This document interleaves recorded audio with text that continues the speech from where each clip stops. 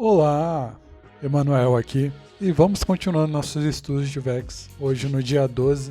Nessa primeira parte ele vai apresentar conceitualmente o que é os arrays, vetores também, e aqui ele começa falando que os vetores é um tipo especial de array. Você tem vetores de 3 ou 4 dimensões, ele não fala isso diretamente, mas os vetores aqui dentro do Houdini ele trabalha com esses 3 valores, 4 valores em casos especiais que tem o Oriente, que tem uma quarta dimensão, mas é um assunto mais matemático que ele não entra aqui. Mas no geral a gente vai trabalhar com 3 valores aqui no vetor. E o array em si seria a gente poder armazenar mais de 3 valores. O vetor é restrito a esses 3 valores e o array a gente consegue trabalhar com mais valores. Aqui no site ele mostra uma sequência de exemplos. Eu vou seguindo e explicando diretamente no Houdini aqui. Aí no Houdini aqui, a gente vai começar criando uma variável de vetor.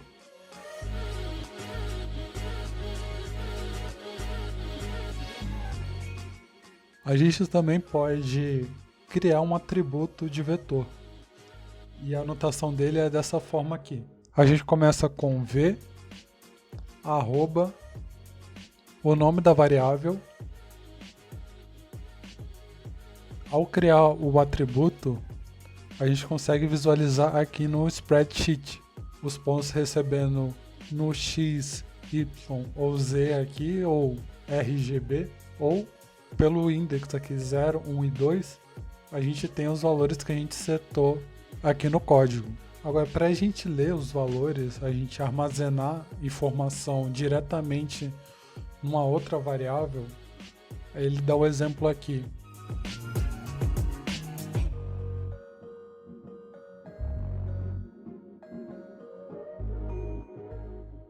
Esse daqui que eu fiz agora é um exemplo da gente transferir o valor para a variável. A gente pode usar o XYZ ou RGB, ou a gente pode usar essa anotação aqui, diretamente com o índice do vetor.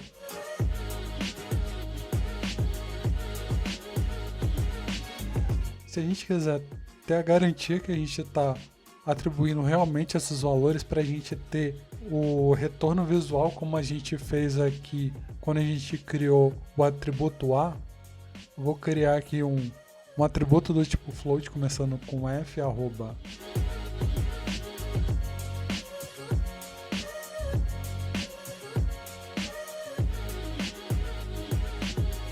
Esqueci os pontos e vírgula. Então aqui eu criei a variável full, usei o ponto x aqui e o ponto x ele me retornou o valor de 10. Se a gente ver aqui o b, ele está todos os pontos aqui recebendo o valor de 10. E agora eu vou fazer a mesma coisa aqui. Aqui realmente ele está recebendo 100 e criar os atributos às vezes serve como um debug. A gente consegue debugar o código e verificar se a informação passada está correta ou não. E às vezes a gente só criando uma variável diretamente, a gente não tem um retorno direto. E criando um atributo temporário só para verificar se o que a gente está fazendo está correto ou não, ajuda bastante no processo aqui, na hora de codificar. Esse daqui é o processo que a gente fez de criar os vetores. Agora, para criar o array é bem parecido. A gente também vai inicializar como vector, com a diferença que a gente vai colocar o nome da variável e colchetes na frente. Aí a gente vai dizer para o Houdini que a gente está trabalhando com um array. Na verdade, a gente vai dizer o tipo. O vector é que a gente também pode trabalhar com array de vetores. Mas a gente pode criar, por exemplo, um array de floats, de números quebrados aqui.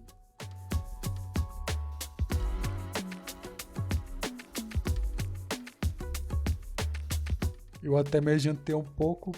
A gente consegue também fazer o arrays, um vetor de arrays.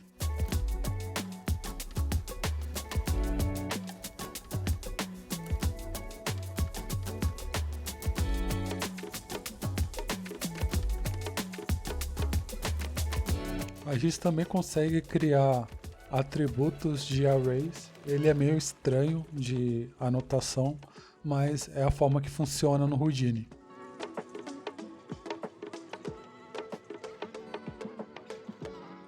Se a gente ver no spreadsheet, a gente tem os valores armazenados no array ali, o conjunto de números que a gente setou aqui no código.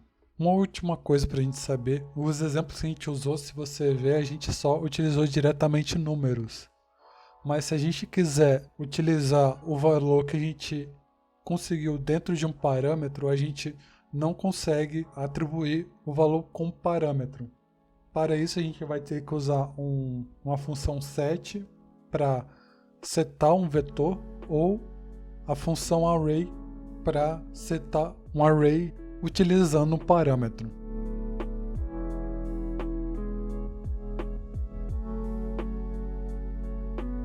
Ele retorna erro se eu tentar colocar o parâmetro diretamente aqui na hora de estar criando o atributo. E a forma correta da gente setar o vetor seria: dessa forma a gente consegue criar o vetor utilizando a variável que a gente criou anteriormente. Isso também vale quando a gente cria o atributo.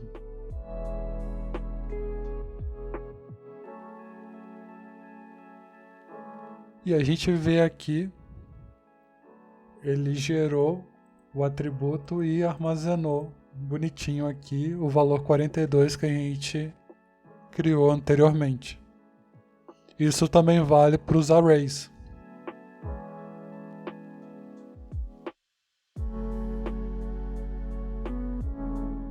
Novamente vai dar erro aqui. Aí é só fazer a mesma ideia que a gente criou os vetores, só que dessa vez utilizando a variável usando a função array.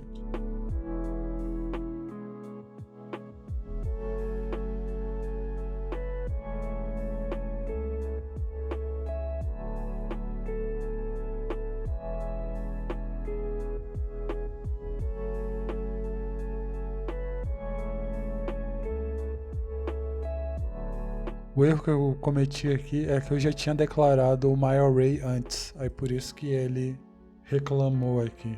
Renomear ele, esse aqui ele só está como uma variável, mas se a gente quiser visualizar,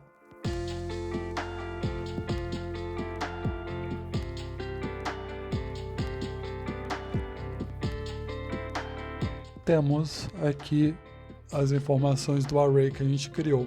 Essa primeira parte a gente não tem nada muito visual, mas é importante a gente entender o funcionamento dos vetores e arrays, que vai nos ajudar no processo de criar os códigos e tudo. Agora ele vai falar do nearPoint. Na verdade o nearPoint tem uma variante que é o nearPoints com um S no final, mas agora nessa primeira parte ele relembra um pouco do código. É a mesma ideia utilizada no Voronoi, onde ele utiliza os pontos e separa eles em áreas no grid. A ideia agora é que nesse momento a gente tem uma separação entre eles muito clara. As arestas estão claramente marcadas. A ideia agora é fazer que cada um desses pontos, essas cores, se misturem e não tenha essa linha cortando entre elas, que seja mais suave. Esse é o exemplo que a gente fez no dia 7, eu só vou aproveitar o código que tem aqui e adaptar para o que a gente vai fazer hoje.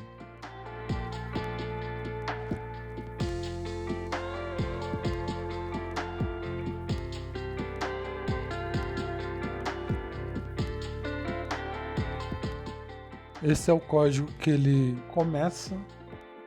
O resultado é o mesmo que a gente tinha aqui antes, aqui só aplicando a cor no grid. Agora a gente vai ampliar esse código. A gente vai pegar a posição do ponto, pegar a distância e aplicar um fit e um clamp entre eles. E ainda a gente vai criar um parâmetro para controlar o raio de atuação. Então bora fazer esse código aqui.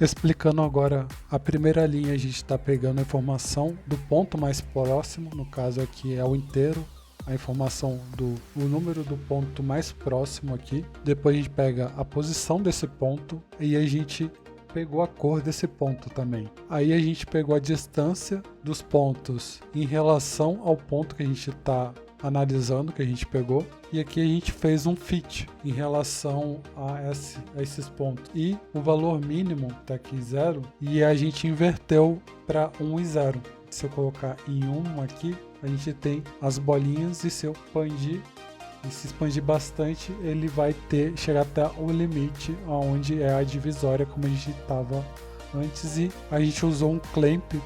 O clamp é só para ter a certeza que o intervalo vai estar entre 0 e 1. A gente conseguiu agora variar a escala da cor para cada um dos pontos, mas a gente não conseguiu consertar ainda ele ultrapassar a barreira ali daquela aresta. Aí agora ele apresenta a função irmã do NearPoints. Ele difere de ter um parâmetro a mais. Aqui no código ele coloca que procura dentro de 40 unidades, enquanto o NearPoint retorna o ponto mais próximo, o NearPoints ele retorna um array, ou seja, ele vai retornar todos os pontos próximos, ordenando do mais próximo até o mais distante. Então bora só adaptar o nosso código agora para utilizar o NearPoints.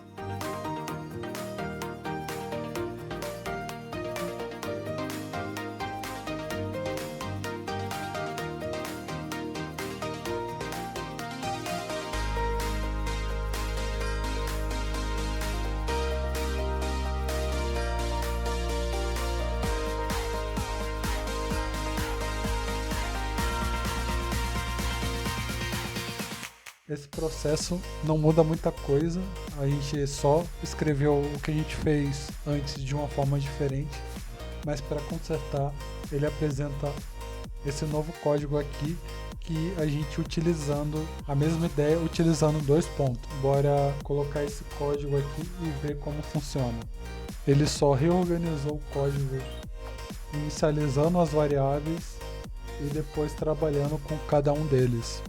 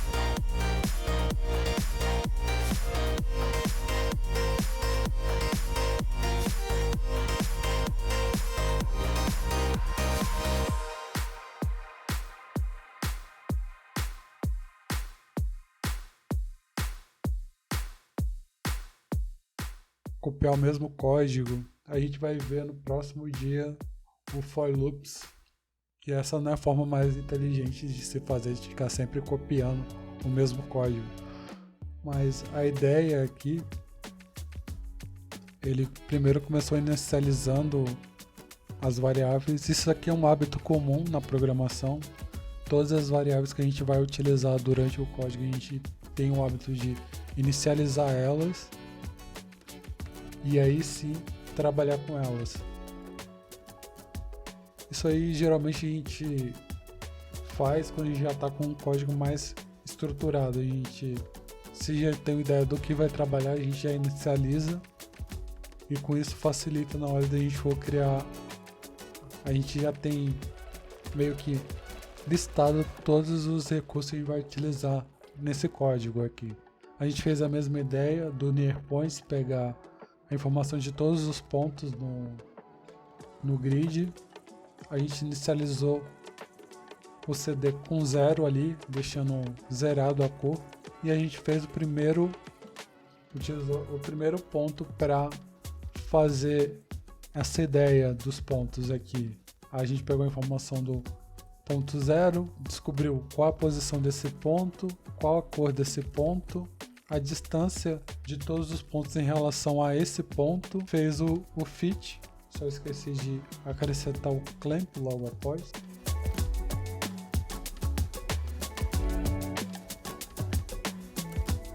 E aqui ele soma a cor original com a nova cor nesse primeiro estágio, e no segundo estágio ele vai atualizando para cada um dos dois pontos aqui que a gente utilizou para fazer essa interação aqui. Aí aqui ele fala um pouco mais sobre a função NearPoints. Aí ele até fala, se a gente quiser ter informação dos pontos, a gente consegue fazendo aquele esquema de criar um atributo e visualizar como esses pontos estão ordenados. Aproveitar o código que a gente já fez.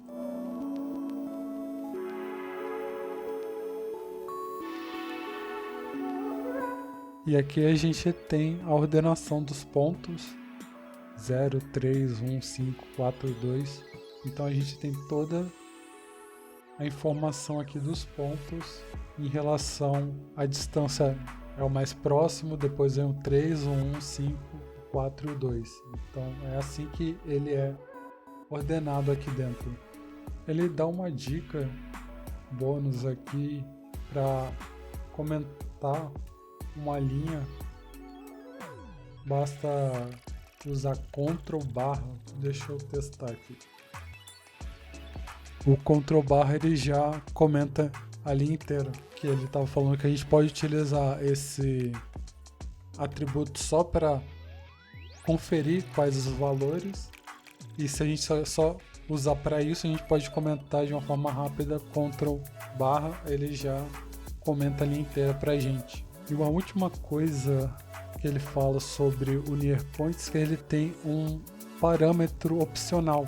A gente pode também definir com quanto número de pontos a gente vai querer armazenar. Aí ele mostra como é a anotação ali. O último, no caso, o último parâmetro é opcional. Aqui ele está decidido que vai trabalhar, por exemplo, só com 3 números.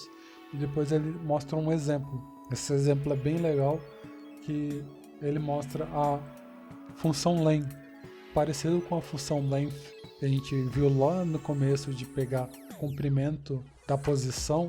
A função len, aqui ele vai trazer a quantidade de pontos que tem naquele array. Então bora testar esse código.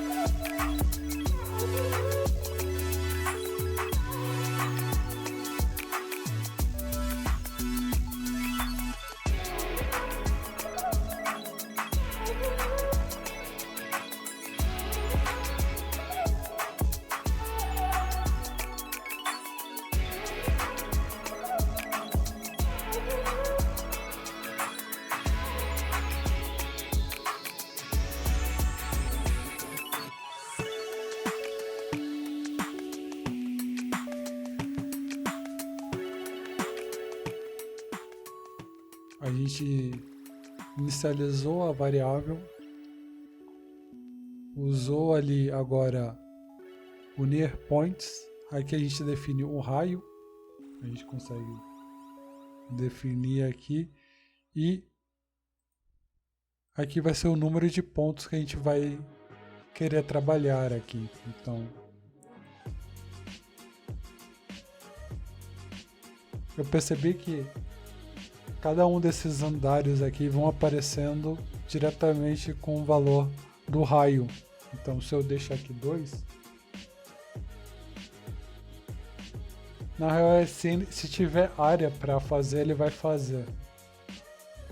Agora vamos falar de waves novamente. Ele gosta bastante de mostrar exemplos usando waves. Eu vou aqui direto para o código e a gente vai analisando o que esse código está fazendo.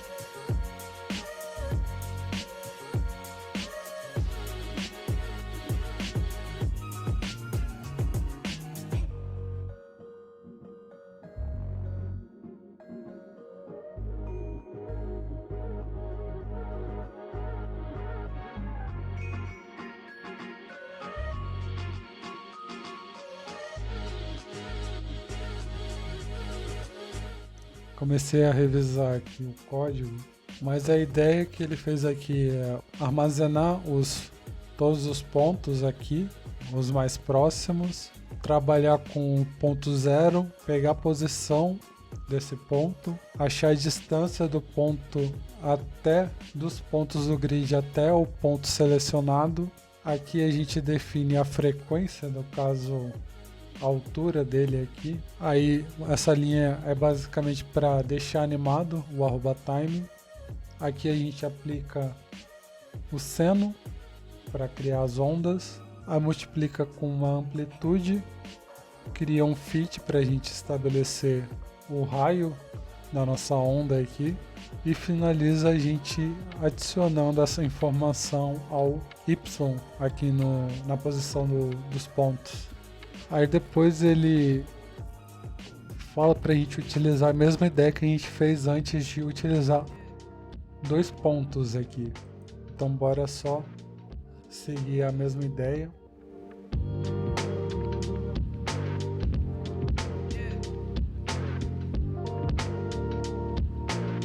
Tá bem diferente do que tá no site. Ele mostra aqui os valores que ele utilizou, vou só colocar aqui para vai que, né? Era a frequência estava baixa.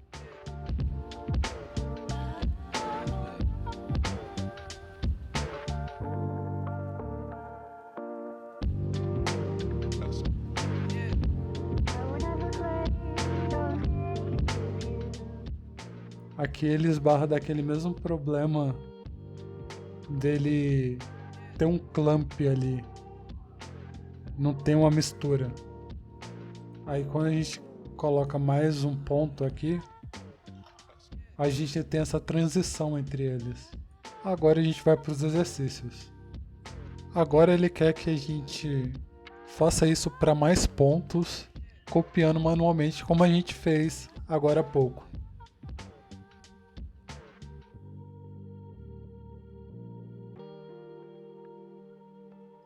Eu coloquei 8 pontos aqui. Agora eu vou fazer para mais pontos.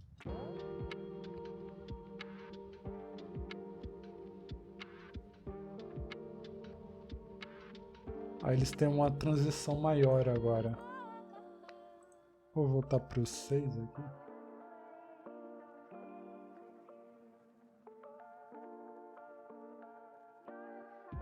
Quando a gente faz isso, a gente acaba definindo, mas dá para ver a transição entre eles aqui.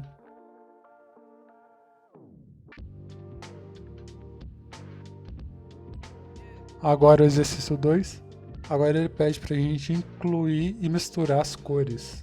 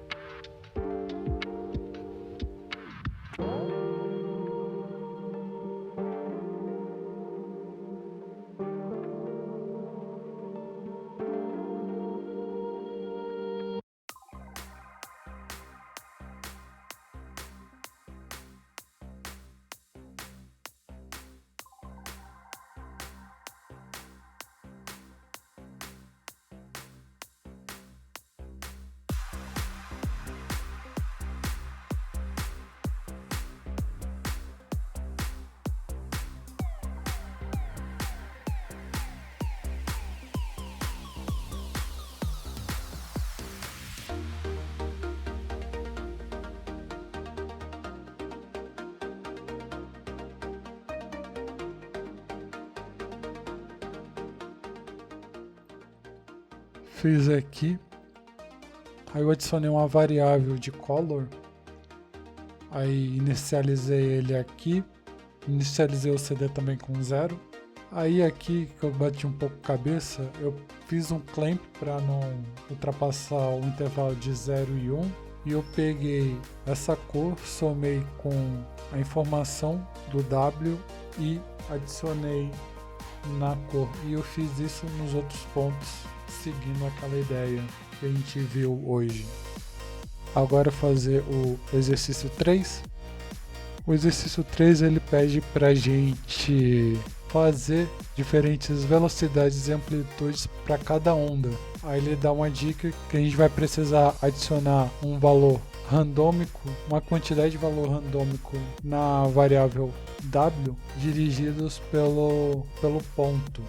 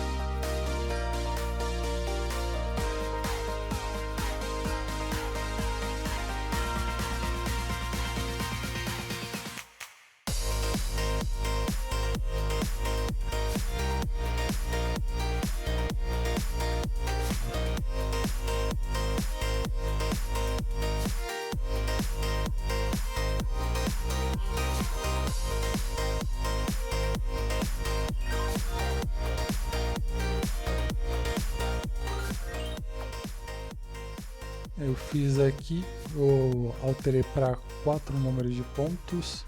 Aí aqui eu tentei usar a dica que ele passou. Aí para randomizar a velocidade eu multipliquei o ponto ali, o valor do ponto, joguei aqui no range para gerar um valor aleatório e multiplicar na velocidade. E também usei a mesma ideia para amplitude. Então, para cada um desses pontos ele vai receber uma velocidade e uma amplitude baseada no que vem aqui no range. Se eu quiser variar ainda mais, eu posso dar uma soma 0.